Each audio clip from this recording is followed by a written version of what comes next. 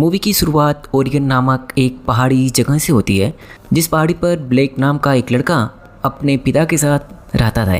दरअसल ब्लेक की मां का देहांत हो चुका होता है, इसलिए उसके पिता ब्लेक को अब एक बहादुर बच्चा बनाना चाहते थे, अतः अपने साथ शिकार पर ले जाते हैं। दरअसल इसी पहाड़ी पर एक अफवाह थी कि यहाँ पर कुछ आदमखोर भेड़िए की जैसा कोई शख्स रहता है। हालांकि ब्लेक के पिता काफ़ी सख्त थे, अतः अपने बेटे को हमेशा तैयार रहने को कहते थे, क्योंकि वह हमेशा उसके पास मदद करने के लिए नहीं रहेंगे और उसे जंगल की खतरों के बारे में बताना चाहते हैं। अब वह अपने बेटी को अपने साथ जंगल में ले जाते हैं, लेकिन ब्लैक जंगल की खतरों से अनजान रहता है। बस वह जंगल में एंजॉय करना चाहता है और तभी ब्लैक के पिता को एक हिरन दिखता है। जैसे ही वह हिरन का निशाना बना रहे होते हैं, तभी वह हिरन वहाँ से गायब हो जाता है। लेकिन तभी ब्लैक भी हिरन का पीछा करते हुए उसके पीछे पीछे काफ़ी अंदर जंगल में आ जाता है। अब ब्लैक भी हिरन को अपना निशाना बना रहा होता है, लेकिन तभी उसे जंगल में एक भेड़िए जैसा कोई आदमी दिखता है। यह देखकर ब्लैक पूरी तरह डर जाता है, लेकिन तभी उसके पिता वहाँ पर आ जाते हैं और उसे डांटने लगते हैं और अकेले यहाँ तक आने को लेकर उसके ऊपर काफ़ी गुस्सा होते हैं। अब यहाँ आने पर ब्लैक के पिता को भी कुछ खतरे का एहसास होता है और वह ट्री हाउस के ऊपर चढ़ने को बोलकर और अपने बेटे को भी वहाँ जल्दी से जाने को बोलते हैं। ऐसा कहकर वह वहाँ जैसे ही जाते हैं और उसके अंदर बैठ जाते हैं, तभी नीचे खतरनाक जानवर की गुर्राहट आती है। ऐसा लगता है कोई जानवर गहरी गहरी सांसें ले रहा हो और तभी वह अपने बंदूक के साथ वहाँ पर उसे मारने के लिए तैयार हो ही रहे होते हैं, लेकिन वह अचानक वहाँ से गायब हो जाता है। अब जैसे ही वह निशाना लगा रहे होते हैं, वह देखते हैं कि वह हिरन वहाँ पर मरा पड़ा हुआ है और उसकी मांस इधर उधर बिखरी है और वहीं से वह आदमखोर भी दिखता है, जिसके ऊपर वह निशाना तो लगाते हैं लेकिन चूक जाते हैं। अब वह आदमखोर वहाँ से भाग जाता है। यह सब देखकर ब्लैक पूरी तरह डर जाता है और अपने पिता से पूछने पर वह बताते हैं कि बस एक मामूली सा भालू था। लेकिन अब घर आने के बाद वह अपने डैड को किसी से बात करते हुए सुनता है, जिसमें उसके डैड बोल रहे होते हैं कि आज उसने उस आदमखोर को सच में देखा है और उसे अब किसी भी तरीके से ख़त्म करना है, नहीं तो उससे उसकी बेटी को खतरा है और वह रेडियो से मदद मांग रहे होते हैं। अब यहाँ से कहानी 30 साल बाद की दिखाई जाती है, जहाँ पर ब्लेक अब खुद एक बच्ची का बाप बन गया होता है, जो कि फ्रांसिस्को सिटी में रह रहा होता है और वह अपनी बेटी से बहुत प्यार करता है। वो अपने पिता की तरह अपनी बेटी को डांटता नहीं, बल्कि अपनी बेटी को बहुत प्यार करता है। दरअसल ब्लेक अपने पिता की तरह निष्ठुर और सख्त नहीं बनना चाहता था। उसकी पत्नी शार्लेट, जो कि एक रिपोर्टर होती है, और रिपोर्टर होने के कारण उसकी पत्नी उसके साथ काफ़ी कम समय व्यतीत कर पाती है, और जबकि ब्लेक एक पार्ट टाइम राइटर होता है, इसलिए ज़्यादातर समय वो अपनी बेटी के साथ ही रहता है। लेकिन तभी उसकी पत्नी एक दिन उसके ऑफिस से एक खत लेकर आती है, जिसमें लिखा होता है कि उसके पिता की खोज अब बंद कर दी जा रही है। करीब 30 सालों से उसके पिता की खोज हो रही होती है। अब पुलिस उन्हें मरा हुआ मान लिया होता है, क्योंकि 30 साल पहले ब्लैक को बचाने और उस मॉन्स्टर को मारने उसके पिता अकेले निकल गए होते हैं और तब से उसके पिता गायब हो गए होते हैं। यह सुनकर ब्लैक काफ़ी लो फील करता है और उसे बहुत बुरा लगता है। अब वह अपने डैड की याद में काफ़ी कुछ सोचने लगता है और तभी वह सोचता है क्यों ना अपने पुराने घर, अपने उस जगह पर जाया जाए और अपने साथ अपनी बेटी और अपनी पत्नी शार्लेट को भी साथ ले जाए। दरअसल उसकी पत्नी भी ट्रिप पर जाना चाहती है, क्योंकि वह भी अब अपने पति के साथ कुछ समय व्यतीत करना चाहती है। अब ब्लैक, शार्लेट और उसकी बेटी उस जगह पर जाने के लिए रवाना होते हैं और अपनी कार में बैठकर तीनों वहाँ से निकलते हैं। कुछ दूर जाने के बाद जंगल पड़ता है। अब 30 साल बाद बहुत सारी चीज़ें यहाँ पर इस जंगल में अब बदल गई होती है, इसलिए अब ब्लैक को भी खुद अपना ही घर ढूंढने में दिक्कत हो रही होती है। तभी वहाँ पर जंगल में एक ट्री हाउस के ऊपर एक आदमी दिखा, हाथ में बंदूक लिए हुए। वह उसके पास आता है। हालांकि पास आने पर उसकी पत्नी डर जाती है और बोलती है हमें यहाँ से जल्द निकल जाना चाहिए। लेकिन ब्लैक बोलता है घबराओ नहीं, यह जंगली क्षेत्र है और यहाँ पर हाथों में बंदूक लेकर चलना आम बात है। जंगली जानवरों से रक्षा के लिए यह जरूरी होता है। पास आने पर पता चलता है कि वह ब्लैक के बचपन का दोस्त होता है। अब वह उसे रास्ता बताने के लिए गाड़ी में बैठ जाता है और साथ चलने लगते हैं। रास्ते में चलते समय तभी अचानक अजीब आदमी उसके सामने आता है। बचाने के चक्कर में अब वह गाड़ी पूरी तरह से एक खाई में चली जाती है और भयंकर एक्सीडेंट हो जाता है। एक्सीडेंट के बाद सभी लोग बेहोश हो जाते हैं। हालांकि अब उसके दोस्त को भी होश आता है, लेकिन होश आने पर उसका दोस्त पूरी तरह से घबरा गया होता है। जैसे ही दरवाज़ा खोलता है गाड़ी का, नीचे गिर जाता है। दरअसल गाड़ी एक पेड़ पर टंगी होती है एक्सीडेंट के बाद, और वह ध्यान न देने के कारण तुरंत नीचे गिर जाता है। तभी वह आदमखोर आता है और उस इंसान को वहाँ से घसीट कर खाते हुए लेकर चला जाता है। यह देखकर उसकी बेटी और वाइफ पूरी तरह से सहम जाती हैं, लेकिन वहाँ से किसी तरह से अपने घर आते हैं। अब घर में आने के बाद वह अपने घर को अच्छे से लॉक करता है और घर के अंदर जाकर अपनी जनरेटर को ऑन करता है और अब घर में लाइट जलती है। हालांकि इस घटना से उसकी बेटी और पत्नी शार्लेट काफ़ी डर गई होती हैं और वह अब इस जगह से जल्द बाहर निकलना चाहती हैं। अब ब्लैक मदद मांगने के लिए अपने डैड के रेडियो फ्रीक्वेंसी के पास जाता है और इंस्ट्रूमेंट में फ्रीक्वेंसी मैच करके मदद मांगने की सोचता है, पर यह प्लान वर्क नहीं करता।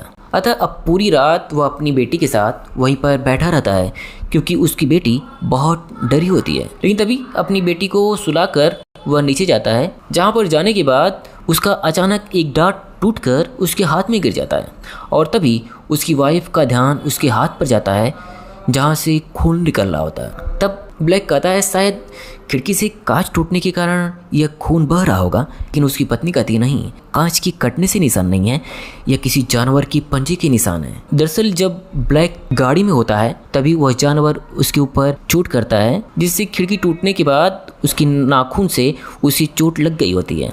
अब शार्लेट उसे पट्टी करती है और अच्छे से उसके हाथ को बांध देती है, लेकिन इस चोट लगने के बाद अब ब्लैक की हालत कुछ खराब हो रही होती है। अब उसके शरीर में धीरे धीरे कुछ परिवर्तन होने लगते हैं, जैसे अब वह दूर की चीज़ों को बहुत ही आसानी से सुनने की क्षमता आ गई होती है। फिर रात में उसे महसूस होता है कोई उसके आसपास उसके घर के चारों तरफ टहल रहा होता है। जैसे ही वह दरवाजे के पास जाता है तभी वही आदमखोर दरवाज़ा तोड़कर उसका पैर पकड़ लेता है और बाहर खींचकर उसे ले जाना चाहता है। लेकिन तभी शार्लेट आकर उसे चाकू से जोरदार प्रहार करती है और उस आदमखोर से अपने पति को किसी तरह बचा लेती है। इससे उसके पैर में चोट लगती है और कुछ समय के लिए ब्लैक पूरी तरह से बेहोश हो जाता है और रात के 2 बजे उसकी नींद खुलती है। तब वो अपनी पत्नी को नीचे बेसमेंट में पाता है, जहाँ पर उसकी पत्नी रेडियो फ्रीक्वेंसी पर मदद मांग रही होती है और अपने पति को इन्फेक्टेड बता रही होती है और कहती है उनकी हालत बहुत ख़राब है। लेकिन तभी पीछे खड़ा ब्लैक यह बात सुन लेता है। ब्लैक के बाल झड़ने लगते हैं और उसके नाखून भी झड़कर बाहर निकलने लगे होते हैं। अब ब्लैक बोलने की क्षमता धीरे धीरे कम होने लगी थी। तब वह लिख कर पूछता है, क्या मैं मरने वाला हूँ? इस पर उसकी पत्नी बोलती है, नहीं, तुम बहुत अच्छे हो। लेकिन तभी उसकी पत्नी का ध्यान उसके हाथ पर जाता है, जहाँ से खून निकल रहा होता है। पट्टी छोड़कर जब घाव को देखती है तो दंग हो जाती है। उसके हाथ की पूरी मांस सड़ चुकी होती है और पट्टी खुलते ही ब्लैक अपने हाथ में जोरदार से खुजली करने लगता है और खुजली करने के बाद अपने ही हाथ को ब्लैक खाने लगता है। दरअसल यह सब देखकर उसकी पत्नी शार्लेट पूरी तरह से सहम जाती है और अब वह अपने पति से ही डरने लगती है। अब शार्लेट आज किसी भी तरीके से यहाँ से भागने का प्लान करती है, क्योंकि उसके पति की हालत अब बहुत ही ज़्यादा ख़राब हो गई होती है। लेकिन बाहर निकलने में सबसे बड़ा खतरा था उस आदमखोर का, जो उसके ऊपर कभी भी हमला कर सकता था। अतः वह बचकर किसी तरीके से चुपके से पास में खड़ी गाड़ी को किसी तरीके से बैटरी लगाकर उसे स्टार्ट करती है। लेकिन जैसे ही गाड़ी स्टार्ट होती है तभी वह आदमखोर भेड़िया उस गाड़ी के ऊपर आकर बैठ जाता है और उससे शीशा तोड़कर वह हैंडल को पूरी तरह से पकड़ लेता है। हालांकि शार्लेट यहाँ पर उसे जोरदार चाकू से प्रहार करती है और वहाँ से उतरकर पास में ही बने प्लास्टिक के टेंट के ऊपर चढ़कर अपनी जान बचाती है। लेकिन अब वह आदमखोर भी उस टेंट में अंदर आता है और वह टेंट पूरी तरह से फाड़ने लगता है। हालांकि ये ब्लैक यह देखकर समझ जाता है कि यहाँ बैठने पर वह आदमखोर हमें नीचे गिराकर मार डालेगा। अतः ब्लैक वहाँ से दौड़ते हुए उससे बचकर दूसरी तरफ भागता है ताकि उसके पीछे पीछे वह आदमखोर भी जाए। अब जैसे ही वह उसके पीछे जाता है, अब माँ और बेटी किसी तरीके से भागकर उस घर में जाती है अब उसकी बेटी रो रही होती है अपने पापा के लिए, लेकिन तभी उसके पापा वहाँ पर आ जाते हैं। हालांकि शार्लेट दरवाज़ा खोलने से अब डरती है अपने पति से भी, क्योंकि उसके अंदर अब वही आदमखोर की गुण आ रहे होते हैं। लेकिन फिर भी वह शार्लेट दरवाज़ा खोलती है और उसे अंदर लेती है। अब वह जानवरों की तरह गुर्राता रहता है और जोरदार तरीके की आवाज़ें निकालता है। दरअसल धीरे धीरे अब वह भी वही आदमखोर बनता जा रहा था। तभी वह गुस्से से शार्लेट की तरफ उसे खाने को जाता है, लेकिन बीच में वह रुक जाता है। दरअसल अब ब्लैक समझ गया होता है कि अब अपने परिवार के साथ रहना खतरे से कम नहीं है। अतः वह दरवाज़ा खोलकर जैसे ही निकलने का होता है, लेकिन तभी बाहर से वह आदमखोर उसके ऊपर हमला करता है और उसे मारने लगता है। यह देखकर उसकी पत्नी उसके ऊपर एक धारदार चाकू से प्रहार करती है, जिससे वह आदमखोर चोटिल तो हो जाता है, लेकिन अब वह शार्लेट की तरफ मारने को बढ़ता है। लेकिन तभी पीछे से ब्लैक आता है और उसकी गर्दन को काट कर पूरी तरह से अलग कर देता है और वहीं पर वह आदमखोर मर जाता है। दरअसल यह जो आदमखोर होता है उसके हाथ पर वही टैटू का निशान दिखता है जो कि उसके पिता के हाथों पर होता है। दरअसल यह कभी ब्लैक का पिता होता है, जो कि उसके काटने के बाद आदमखोर के रूप में परिवर्तित हो जाता है। अब ब्लैक तथा उसकी वाइफ यह बात दोनों समझ जाते हैं।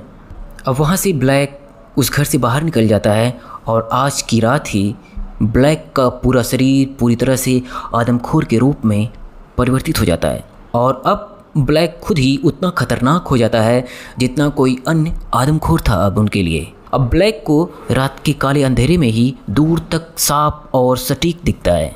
अब ब्लैक के आदमखोर बनने के बाद अब वह किसी भी तरीके से वह खुद घर में घुस आता है। यह देखकर उसकी पत्नी और बेटी जोरदार तरीके से चिल्लाती हैं और पास में बने सेफ हाउस में किसी तरह से जान बचाकर भागते हैं, लेकिन वहाँ पर भी ब्लैक अब पहुँच जाता है। लेकिन तभी उसका पैर एक ट्रैप में फंस जाता है। ट्रैप में फंसने के बाद उसकी बेटी और पत्नी किसी तरीके से दौड़कर वहाँ से भागती हैं, लेकिन यहाँ पर दूसरी तरफ ब्लैक अपने पैर को ही खा डालता है और पैर को खाने के बाद अब वह घुटने के बल से ही चलते हुए दौड़ते हुए भेड़िए की तरह उनका पीछा कर रहा होता है। अब फिर से वो भागते हुए उस जगह पहुंच जाती है जहां पर उनका एक दिन पहले कार में एक्सीडेंट हुआ होता है, जहां पर उसे वही बंदूक मिलती है। अब बंदूक लेकर वहां से वह ट्री हाउस के ऊपर चढ़ जाती हैं और वहीं पर छिप जाती हैं। लेकिन अब पीछा करते हुए ब्लैक, जो कि पूरी तरह आदमखोर बन गया है, वहाँ पर भी आ जाता है। दरअसल शार्लेट बंदूक लेकर पूरी तरह तैयार ही रहती है और जैसे ही वह बंदूक चलाने को होती है वह रुक जाती है। दरअसल उसे मारना नहीं चाहती, लेकिन तभी वह उनके ऊपर हमला करने को जैसे ही तैयार होता है वह उसे शूट कर देती है और यहीं पर ब्लैक, जो कि आदमखोर बन गया होता है, वह मारा जाता है। अब सुबह हो गई होती है और अब वह यहाँ से इस जंगल से बाहर निकल जाती हैं और यहीं पर यह मूवी खत्म होती है।